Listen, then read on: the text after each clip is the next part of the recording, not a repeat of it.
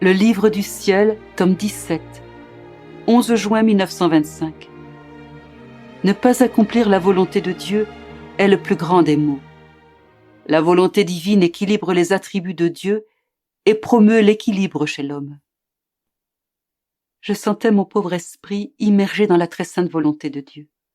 Oh, comme je désirais que pas même une respiration, un battement de cœur ou un geste se produise en moi en dehors de la volonté suprême.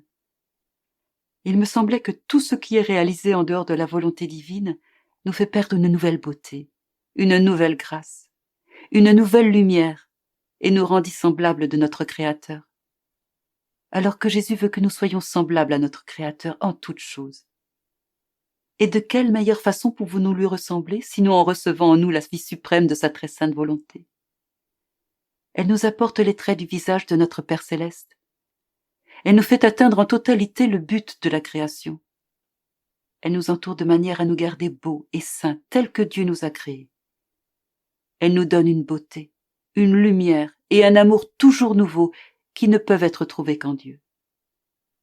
Alors que mon esprit était perdu dans l'éternelle volonté, mon doux Jésus, me serrant sur lui, me dit d'une voix émue: « Ma fille, il n'y a pas de mal plus grand que celui de ne pas faire ma volonté, et il n'existe aucun bien comparable à celui de l'accomplir.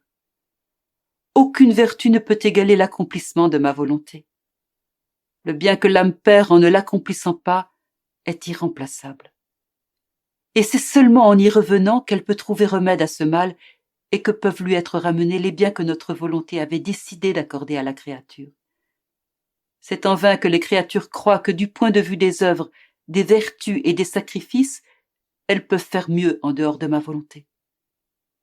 Si ces choses ne sont pas nées de ma volonté et réalisées dans le but de l'accomplir, elles ne sont pas reconnues par moi. Les grâces, l'aide, la lumière, les biens et la juste récompense sont le lot de ceux qui agissent dans le but d'accomplir ma volonté. Ma volonté est éternelle. Elle n'a pas eu de commencement et n'aura pas de fin. Qui pourrait évaluer les actes réalisés dans ma volonté, elle qui n'a ni commencement ni fin? Ces actes sont remplis de biens illimités, au même titre que ma volonté elle-même. Les autres vertus, les travaux et les sacrifices pratiqués en dehors de ma volonté ont un commencement et une fin.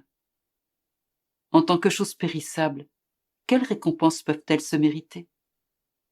Ma volonté équilibre mes attributs. Si ma puissance n'avait pas cette sainte volonté, elle se manifesterait d'une façon tyrannique envers ceux qui m'offensent tant. En équilibrant ma puissance, ma volonté me fait verser des grâces là où je devrais déployer rage et destruction.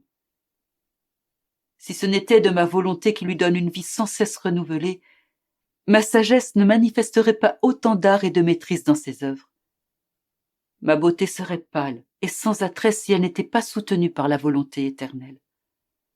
Ma miséricorde deviendrait faiblesse si elle n'était pas équilibrée par ma volonté, et ainsi pour tous mes autres attributs. Notre bonté paternelle éprouve tellement d'amour envers les créatures qu'elle établit l'équilibre chez l'homme vivant dans notre volonté.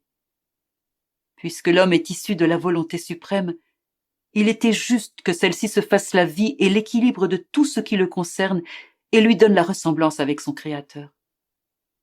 Une grande dignité, une grande majesté et un grand ordre devaient être son apanage afin qu'il ressemble à son Créateur.